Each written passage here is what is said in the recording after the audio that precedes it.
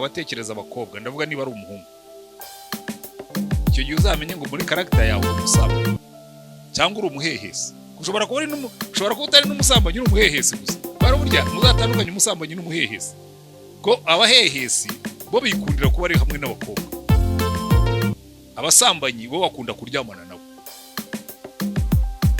ni ibintu utekereza ushobora kuba ukunda amafaranga iteka ryose waba wicaye wahumiriza gutyo gusa ukabona inote ziradefira imbere y'amaso yawe uzamenye ngo uri greedy uri umuntu ukunda amafaranga aho bazagushyira hose amafaranga niyo azagutegeka ntimujya mubibona se ubundi ushobora kwicara buri ukaba wumva ureva utwaye ikimodoka kinini ukareva uri minister ukareva uri meya kumva mbese buri gihe mu mutwe wawe harimo ibintu byo kuba umuntu ukomeye uzamenye ngo icyo gihe ufite ambition yo gukomera ntabwo ari bibi ibi byose maze kubabwira ntabwo ari bibi ariko icyo mbabwira bikwereka character yawe uri character nicyo uri cyo abandi batabona sibyo attitude baravuga ngo attitude ni character yagiye hanze niba usuzugura nshobora kuba undeba ukabona ndi umuntu mwiza ariko mo imbere mfite character y'agasuzu hanyuma nkaba nararobanuye abantu nkurikije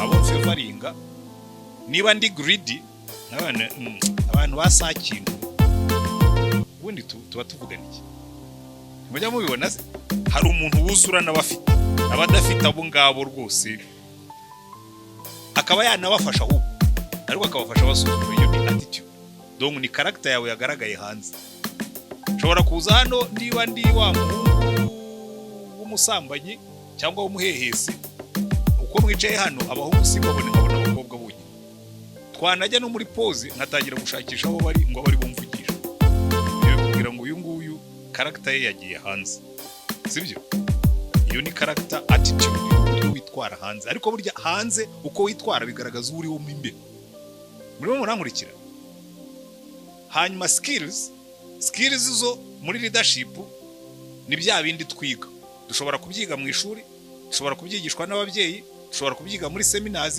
dushobora kubyiga dusomye ibitabo skills nk'ibintu bya planning turabyiga ibintu bya organizing turabyiga ibintu bya monitoring and evaluation turabyiga hari n'ibyo nabonye muze kwigamo hano bya casting vision n'ibindi ibyo ni skills ariko ushobora kugira skills rwose ukazamukagira na PhD iyo character yawe ntayirimo ubuzi nguri mu nzira igikuzimu muzitegereza abayobozi bose barangiza nabi suko batari bashoboye ugiye muri gereza harimo abantu bafite skills niba hari ahantu haba skills nyinshi ni muri gereza no mumva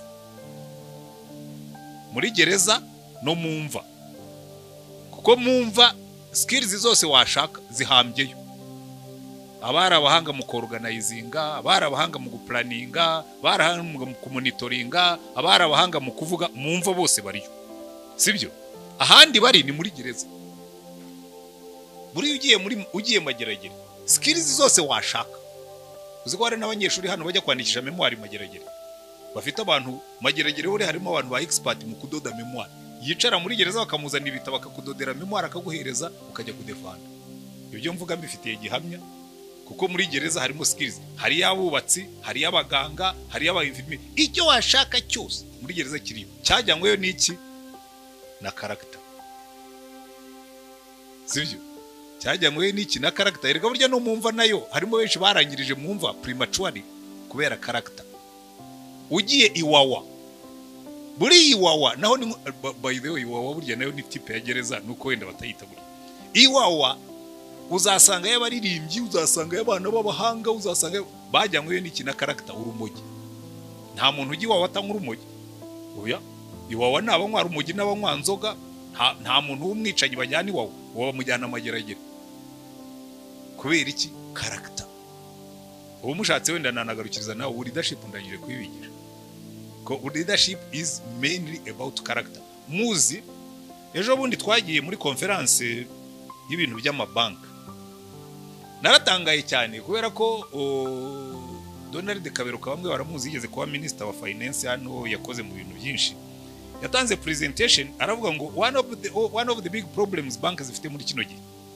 ngo ni ikibazo cya values ngo kubera ko abantu benshi yanatanze n'ingero z'ama companies yo muri Amerika yitwa Enron n'izindi zayibandirije abantu b'abahanga bagaheza baruininze companies baruininze amabank kubera iki kubera ikibazo cya character bya bindi nababwira so kiriya cya skills ariko ikibanza iteka ryose ni character niyo mpamvu buriya Imana yo uzumve iyo abantu reka mbanze mvuge experience hanyuma iriya ngingo nyiveho iyo abantu bagiye gukora recruitment bakunze kwibanda kuri biriya bibiri bya nyuma experience ni nararibonye niyo mpamvu hari handitseho ngo C+A+S ni character plus attitude plus skills multiplied by time niyo experience ni ukuvuga ngo niba ubundi muri jewe naravuga ngo nzaba umusore w'intangarugero sibyo nzaba uko ngenda imyaka ishira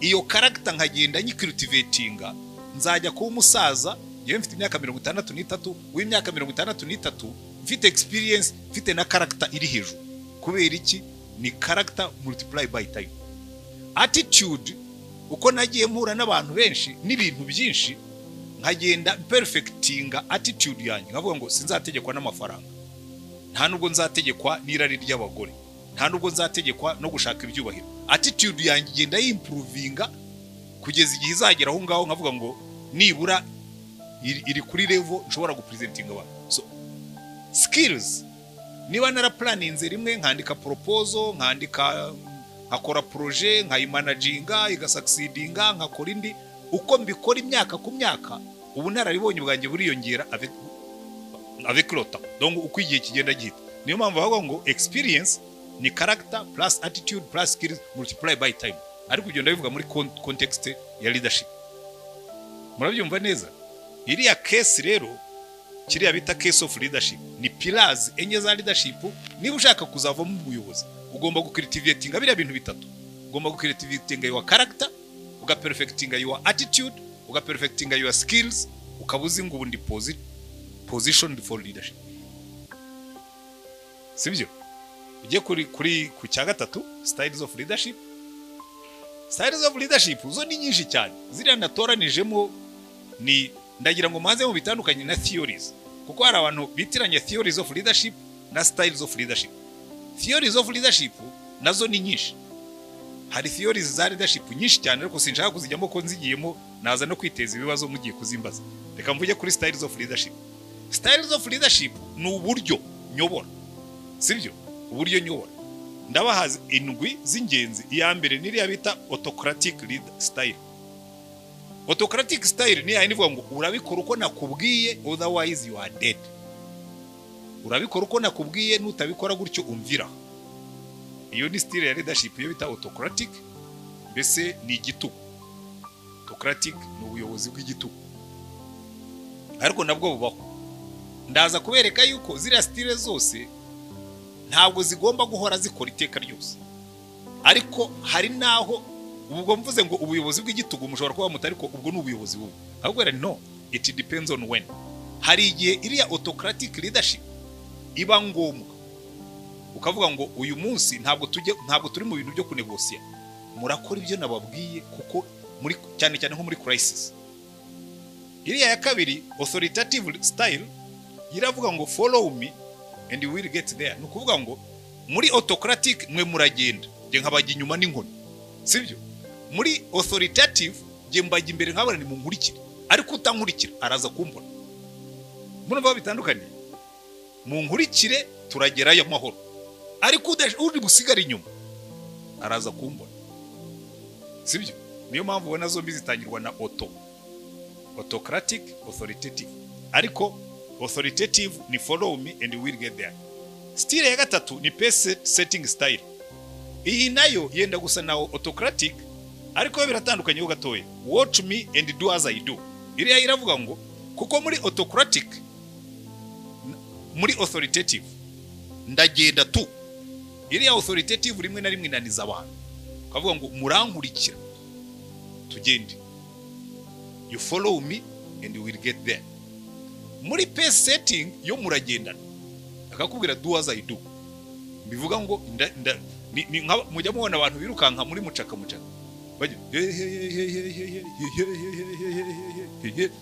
urya ubaterera ntabwo abasiga baragendana. Icyo akora niki asettinga pace, sibyo? Pace setting ni ukuvuga ngo ugenda kuri ritime y'abantu bawe ariko bakagenda bakureberaho bandebereho. Iyitwa democratic style yo democratic style ni ukubanza ukabaza abantu ngo ibintu murabyemera, what is your opinion, ugakonsulta mukabaza reka ne kubitindaho cyane. Nabwiye ngo dufite igihe gitoya kandi sinshaka kubitindaho cyane.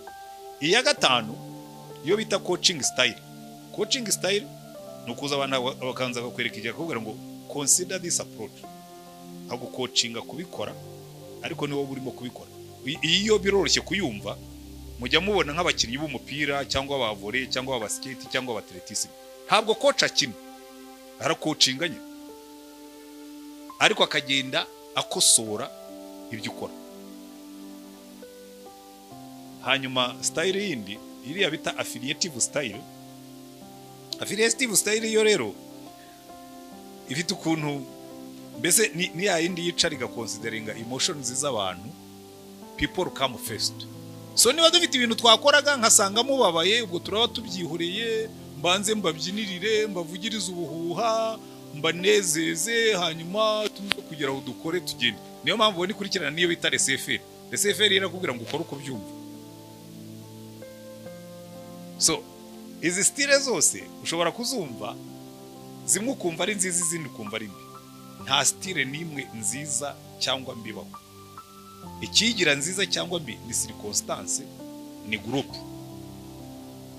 Uje muri group y'abantu bazi ibyo wakora, ugashaka gukoresha zimwe muri izi style nka ziriya za authoritative, za autocratic, even na coaching, baragusuzuma. Natwe tuzi ibyo dukora. Kuki umugabo ashaka kudusuzuma? Donc utoranya style of leadership ukurikije abantu nibyo mushaka kugeraho. Niba muri crisis, don't call it democracy. Buriya mu Rwanda njya mbiha abanyeshuri ho test. Abandi kimwe mu bintu bakrititseho u Rwanda cyane nyuma ya 94, baravuga ngo leadership yo mu Rwanda ngo yari very autocratic, ngo yari very authoritative. Ariko nuko mutize leadership. Ubundi muri times of crisis ziriya style ebyiri za mbere nizo zikora. Iyi nzu yawe irimo gushya ntabwo ujya gusaba opinion. Uravuga we fata indobo, wowe fata ibiti, we fata biriya, wowe fata umucanga, kugira ngo kuko icyo gihe uha abantu icyerekezo ukabategeka bakabikora. Ntabwo inzu yawe irimo gushya ngo ujye kubabwira ngo ariko ngo byumva ute, ngo ubuse ngo buriya muri Bibiliya hari ahantu nkunda cyane mu gitabo cy'abacamanza. Harimo umucamanza kazi witwa Debora. Debora bateje urugamba, atumiza imiryango yose ya Isirayeli. Noneho baragenda bararwana, urugamba rurangiye, abaza bo mu muryango wa Rubeni. Aravuga ati ariko aba Rubeni, kuki urugamba rwatangiye mu gatuza inama? Muzasoma icyo gice muzakibona. Donc izi styles of leadership, abantu urugamba rwatangiye bo batumiza inama, ariko buriya twitabire ruriya rugamba. Ese ruriya rugamba ruyobowe n'umugore ruzasucceedinga? Ese biriya bintu bizagenda gute? Iyo uri muri crisis, you don't ask for opinion. You tell people where to go and what to do. Ariko iyo umaze kugera ahantu abantu bose bamaze kumenyera, bazi ibyo bakora, you shift your leadership. Ukavuga ngo okay, aba bantu ndabona bazi ibyo bakora, reka njye muri coaching style, reka njye mbatoza kuko bazi gukora. Ariko barya abakinnyi bakina muri ariya makipe, uzarebe burya igitandukanya wenda Liverpool na Manchester United birukanye mu coach, ko haravuga ariko abo bantu bafite abakinnyi ariko niho barimo kuduha umusaruro. So bikubwira ngo coaching, ucoachinga abantu bazi ibyo bakora, sibyo? Coaching abantu bazi ibyo bakora, ukayobora ngo ese ko bintu twajyaga tubikora dushya, can you consider kubikora gutya, kubera ko byatuma twihuta nabwo abantu kabasobanurira. So ziriya style zose zigira umuntu nka laissez-faire. Laissez-faire iyo uzi ko abantu bawe ibintu babizi, ubaha freedom bagakora, sibyo? Hariho n'igihe ushobora gukoresha laissez-faire kugira ngo banze testing urebe ko abantu bawe bazi gukora ibyo bakora, ukabibasigira ukigendera. Wazagaruka ukabona ibyapfuye n'ibitarapfuye, ukamenya ko abantu babizi cyangwa batabizi. So izi style zose nta irutiye. ugomba kumenya ahubwo kuzikoresha ryari. Ni nk'ibikoresho biba biri mu nzu, harimo umuhoro, harimo isuka, harimo najoro cyangwa kayuya ni kuwacu twebwe bakita, harimo igisongo, harimo iki. Ibyo bikoresho byose ntabwo bikoresha ahantu hose. Uraza ugatoranya igikoresho gihuye na context ugiye gukora, sibyo? Hanyuma ndangiza tujye kuri principle za servant leadership. Servant leadership ntabwo ari style. Abantu benshi bakunze, nabonye kubera kutabyiga ngo banabisesengure, ntabwo servant leadership ari style. Nshobora gukoresha autocratic leadership kandi ndi muri servant leadership. Kubera iki? Nabonye mugiye kwishyira mu kaga. Ndaza ndavuga ntumva, aho kugira ngo mupfe ndafata inkoni mbakubite. Ndabakubita, muzabyumva ko icyatumye mbakubita ari inyungu zanyu.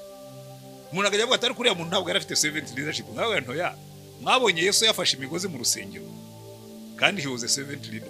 Aho ati aba bantu bamaze kugira akamenyero kabi, kugira ngo bakavemo ngomba gufata imigozi. Afata imigozi kandi ari muri servant leadership. Servant leadership ni attitude irangwa n'ikirego cyambere, humility over arrogance. So umuntu ugira servant leadership agomba kubanza akadevelopinga attitude yuko ari umuntu, kwemera ko uri umuntu, kwemera ko nibyo ufite byose wabihawe. By the way, mbabwire hano ikintu servant leadership ni hari itangirira, developing a character of humility. Kandi humility ntabwo ari ukwisuzugura, ntimuzabyitiranye. Hari abantu bavuga akajwi gatoya ngo rero buriya ngo kanaka rwose ngo he is very humble, ngo kubera ko ngo avuga akajwi ko umukozi w'Imana, very humble. Buriya kuba humble bitandukanye no kuba timid, sibyo? Kuba humble icyambere ni ukwemera ko uri umuntu, ko ibyo ufite byose wabihawe, ukaba humble ku Mana. Kuko ikintu cyambere kitwica ni arrogance ya skills dufite. Kabona umuntu agenda, kera nkiri umwana ntaramenya Yesu, nkiri umusore, narangije muri university, yewe wenda ubwo nibyo ndenda kuhatandukaniriza arrogance na attitude. Kuva niga primaire amanota make yanabonye mu buzima bwanjye ni 75. Haba muri primaire, secondaire, université no muri doctorat, niyo make yanabonye. Uzi kivamo arrogance, ukajya wicara ukumva uri kabutinde. Ndibuka ndangije muri université nari mfite imyaka 24, mba umwarimu, najyaga nifata mu mufuka nk'uko nguko. Ngira ngo n'ubu mwabonye ko note nazibitse hariya. Ngiye nshobora kuza ndateguye kuru yanjye nkabigisha note ntazifashe, kandi wasubira mu bitabo ugasanga birimo. Najyaga nifata nyine nkagara mu ishuri nkaturuna, nkigisha kuru yose, nkigisha igitabo nkakirangiza ntafashe note. Kandi nkajya numva ndi kumva uri kabuti. Hanyuma bukeye umwaka urangiye mbona agapapuro karaje nka A4 nkuru nguru muri envelope iri very cheap, zazindi ziriho amabara y'umutuku na bleu, zabaga zanditseho YANYU. Zaguraga ifaranga rimwe icyo gihe cyacu cyangwa biri. Wari wiraza ngo kubera impamvu za leta ntukiri muri university, twakohereje kwigisha muri tronco.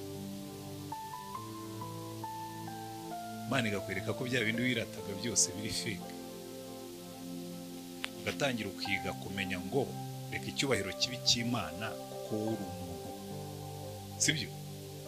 Buhoro buhoro niyo waba uri talented gatanu, ukamenya ko nibyo ufite si ibyawe nibyo wahawe, sibyo? Iyo ni kudevelopinga character of humility. Character of humility ntabwo ari ukuvuga ijwi ryoroheje. Hari abantu bibeshya ko character of humility ari ukuvuga nka missionnaire wa kera, oh hallelujah. Nshobora kuvuga n'ijwi ryanjye nk'uko mvuga kandi ndi humble by character. Umuntu uri humble, number one, gives glory to God. Umuntu uri humble aba accessible to people. Ukamenya ngo aba bantu, niba uri n'umuyobozi, niba uri na talented batari talented, icyatumye Imana iguha izo talents ni kugira ngo ubagirire umumaro. Iyo ni humility. Humility has nothing to do with the voice. Ntaho bihuri. Hari abantu bavuga akajwi koroheje ariko usanga bakomeye nk'ibuye, ugasanga basharira nk'umuravu. Ariko bavuga akajwi koroheje ugasanga ari selfish kurusha ipusi. iyo niba ari inyamaswa iri selfish ni ipusi ni beating record muri igihe muri ntuza yanyu muri assessment yanyu kuko ipusi iteka ryose it takes never gives hari umuntu wari wabona ipusi irimo kumukinisha irazi kwicara ku bibero ukayikoraho aho irambiriwe ikagenda nta nari imbwa irazi kanakwikubaho kanaguhunahuna ikiterera hejuru ikagukinisha nta pusi igikinisha nyirayo very selfish ariko niyo nyamaswa ubona iri very humble iyi gipusi cyicaye ubona kiri very humble don't confuse things so reka nihute humility over arrogance. Number 2, interest of the people. Muri kandi twatangiriye iteka ryose shaka inyungu z'abandi uzishyire hejuru y'izawe. Umuntu iteka ryose utekereza ngo aba bantu nabamarira iki, aba bantu nabakorera iki, aba bantu nabateza imbere ni. Abantu benshi numvise bamwe muri mu mishinga muri muke. Buri imishinga myinshi ibuzemo servant leadership. Reka mbaho urugero rumwe ngiye gusoza. Hari abasore batatu bigeze kundeba cyara nkikora mu muryango witwa AAA. Nari team leader wabo. Baraza rango ati dufite vision ya mayibobo. That sounds very good. Twagira ngo mudu supporting. Mwanze mungire vision mufite. Turashaka kwigisha mayibobo icyongereza. That was very interesting. Mayibobo bati mukabigisha icyongereza bati kikabamarira ikiza. Turabizi mayibobo zitungwa no gusaba tiburiya zimenye kuvuga icyongereza zajya zisaba neza n'abazungu n'abanyamahanga. So muri make zigomba kuguma hariya ku muhanda zigasaba. Nawe nawe mwabitekereje mute? Bambera honest cyangwa wenda ntibanabyumvise ko ndimo kubatega umutego. Aturumva twebwe turashaka kubona amafaranga tukirira tuition muri university. Sasa iyi projet ya mayibobo no kugira ngo mbese muzafasha mayibobo hanyuma zimenye kuvuga icyongereza hanyuma mwebwe tubahembe hanyuma mayibobo zivuga icyongereza mwebwe mujye muri university. Nawe rero iyi ntabwo ari vision ya mayibobo. Iyi ni selfish vision. Mayibobo ni urwego muzuriraho kugira ngo mugere ku byo mwashakaga, ariko you don't care about mayibobo. Kuko ucaring about mayibobo nategereje ko mumbwira uburyo muzazikura ku muhanda, nategereje uburyo muzakora mindset change yazo. Mbona ntabwo inyungu za mayibobo arizo zimufite mu mutwe, ahubwo mayibobo ni urwego mushobora kuririraho mukageraho mushaka. Buriya rero abantu benshi they seek their own interest. Yewe mba mu rubyiruko, mfite urubyiruko rwinshi ku itorero, abenshi heart breaks bafite ziva muri icyo kintu cyo kwitiranya ibintu. Nkaza ariko di Brenda vraiment genda gukunda cyane n'ubu vraiment, hanyuma Brenda kaza ntiwumva amubwiye ko amukunda, ariko at the end of the day ugasanga yamara kuyamana na Brenda akamukatira, ukamenya ngo ntiyakundaga Brenda ahubwo yari arimo gukoresha Brenda as an instrument. Muri byo nshaka kuvuga, donc servant leadership ikorera ku nyungu z'abandi. By the way ndashaka kubabwira ko impamvu ntanze urwo rugero, urubyiruko rushaka kuzidevelopingamo leaders, urubyiruko rushaka kuzidevelopingamo abagore n'abagabo, mugomba kwiga kubaha undi. Ibyo nabyize nkiri umuseribateri, mvuye no mu byaha, ni nkayihora mbwira Imana uzanshakira umugore mwiza, uzanshakira umugore mwiza. Bikira Imana namwe nawe rwo mbere ko nk'umugore mwiza wowe umugabo mwiza. Noneho ishyira kuri gahunda irambwira ngo banza wige kuba umugabo according to me. Nzakuzanira umugore wifuza ariko ubanze uba umugabo according to me. Ibyo mbibasigiye nka exercise nk'abasore. Ubanze wige kuba umugabo according to God.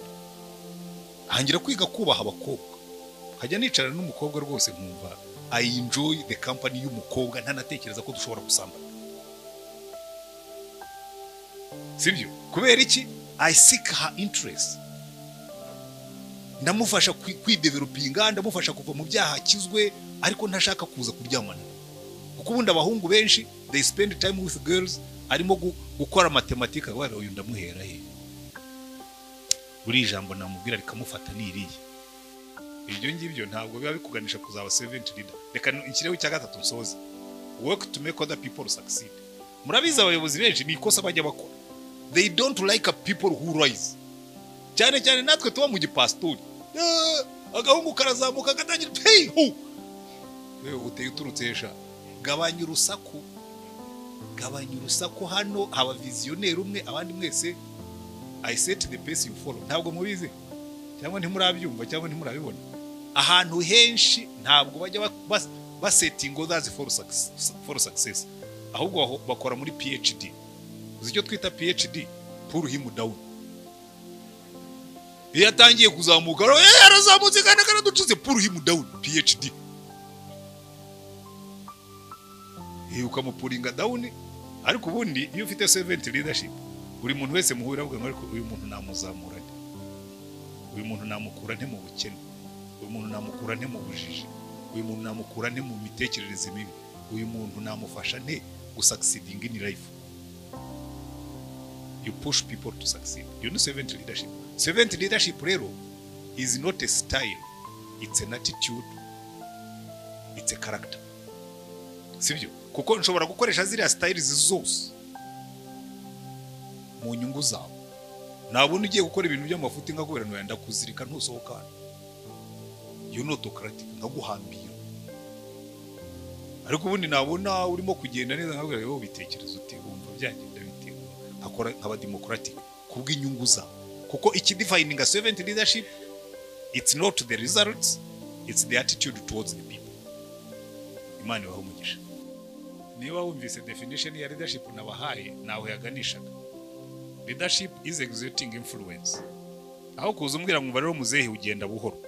Rero iyo umbwiye ngo ngenda buhoro njya kuri defensive. Ariko uje ukambwira uti muzehe hano rero hari ibintu bishya dushaka gukora. Waduha uruhusa tukakwereka ukuntu bikora kugira ngo wenda church yacu cyangwa akarere kacu cyangwa umurenge wacu wihute. Kabinyereka rimwe na rimwe ukabona simbise byimburesinga kubera ko wenda birasaba amafaranga. Imbaburu yiteretse hano ntabwo izatera amahane, izicecekera ikomeze zamure temperature. Amahereza abantu zabona batangiye kwihungiza, abandi batangiye gufungura ibipezo. Exerting influence. Influence ntabwo irambirwa. Sivyo?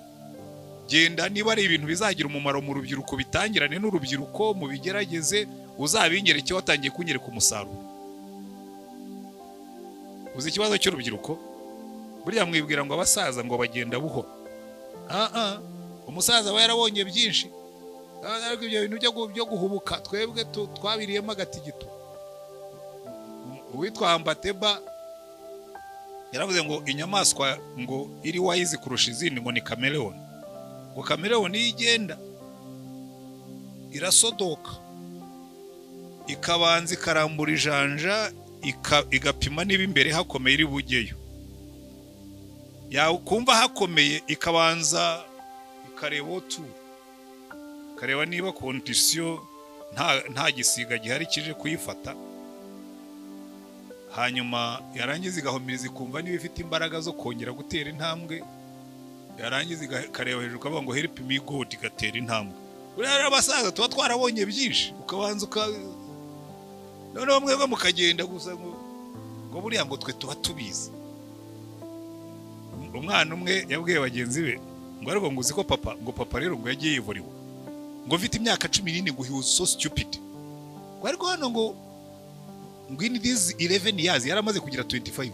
In these 11 years we has grown very wise. Ngo uziko avuga ibintu kumva biri fitemo wisdom. Ntamenye ko ari we wakuze muzehe yarazi ibyo akora. Kuri 14 yumvaga bagomba kwirukanka bakaguruka bakagira gute muzehe yamara ati simama kidogo petit. Hanyuma ageze kuri 25 atangira kumva muzehe afite wisdom. Muri rero twebwe mujye mutwitondera hari ibyo tuba twarabonye.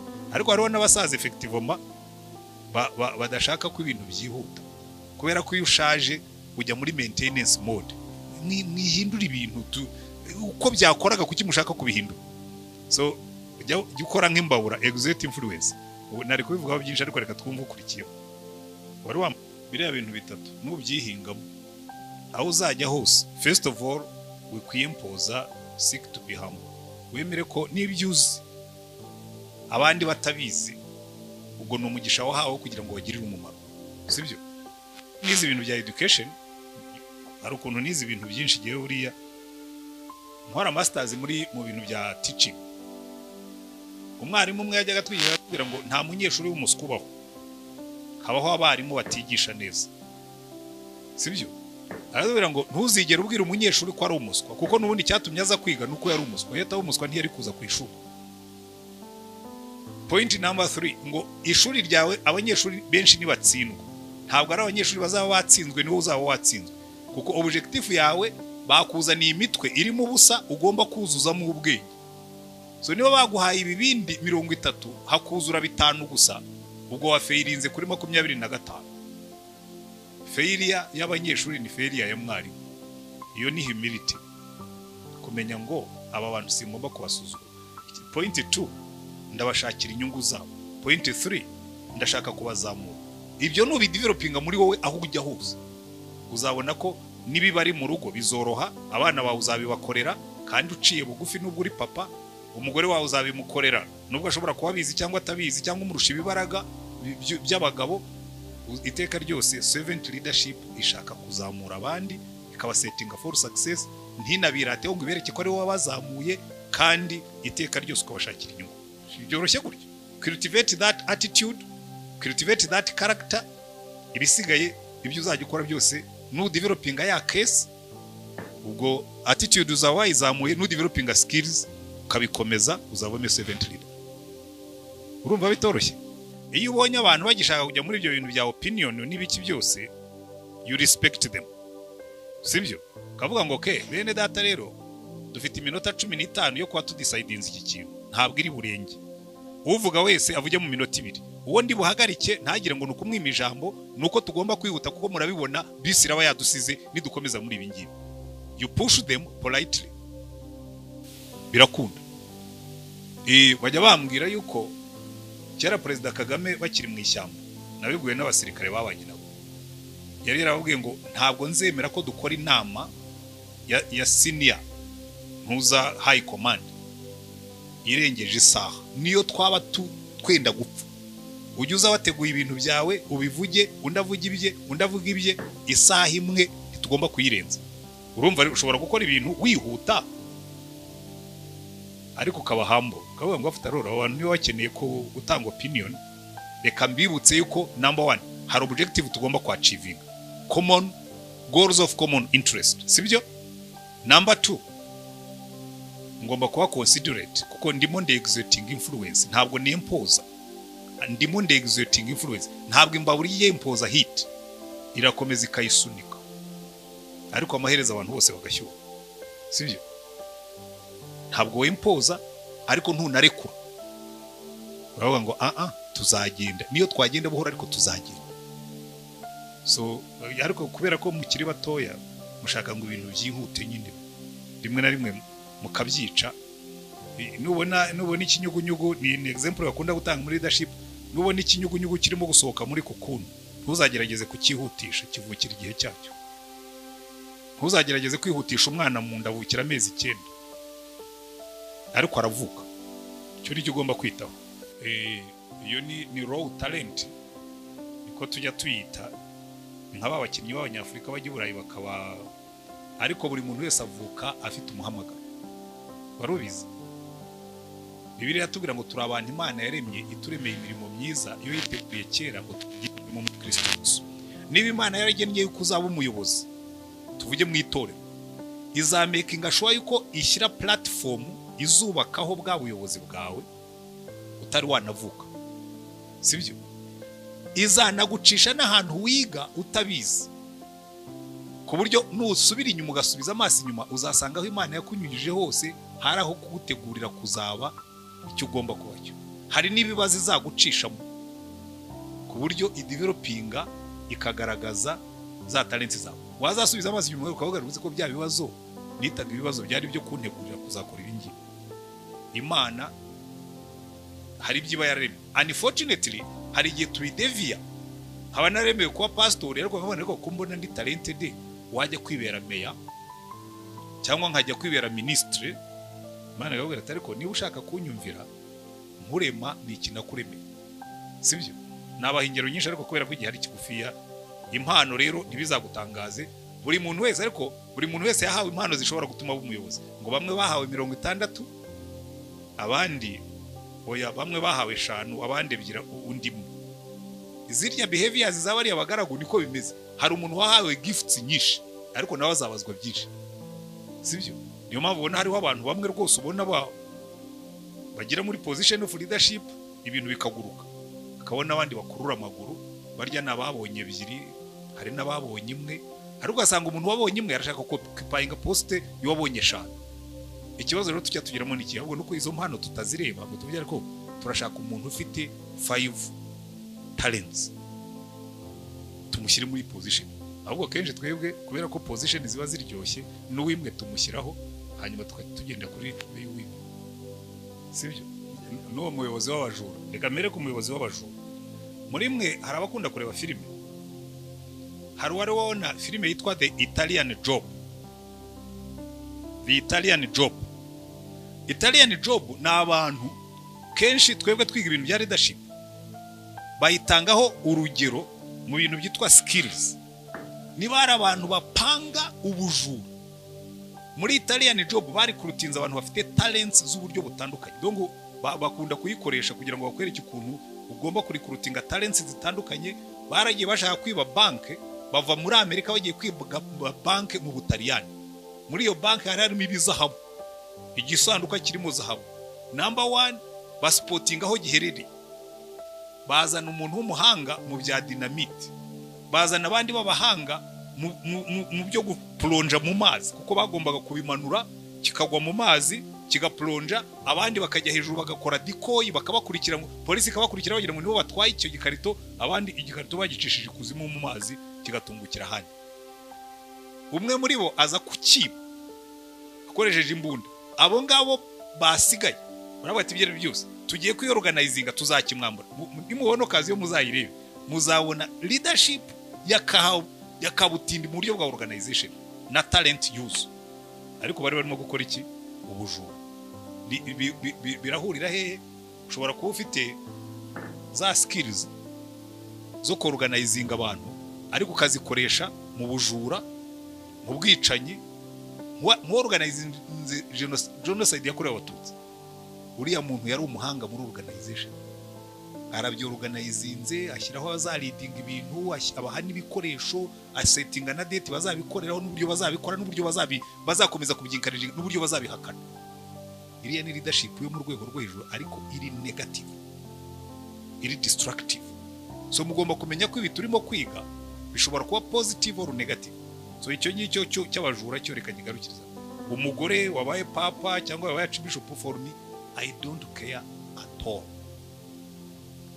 jewe narezwe na mama mbumugabo I wouldn't mind ntegetswe n'umugore kuko mama yarantegetse kugeza ngeza ku myaka narongoreyeho mama yarantegeka sibyo kandi yantegetse neza rero jewe icyo ndimo kuvuga ubundi Imana iri mu mugabo n'umugore yabaremye bareshya mu ishusho y'Imana niko yabaremye umugabo n'umugore niko yabaremye jewe nemera ko abagore bari as talented as men ariko kubera ko system twubatse z'itorero ziri male dominated muri Anglikani ariko haraho batangiye kuba bishops nko muri Kenya bashyize mu bishop w'umugore muri Amerika bashyizeho archbishop w'umugore uretse ko babikoze ari nk'agasuzuguro banatoranye w'umutinganyi so icyo sinkishima kuko ugomba kumenya na institution uri ariko ubundi gihe umugore abaye archbishop wabaye papa ariko ntibivuga ko azamuka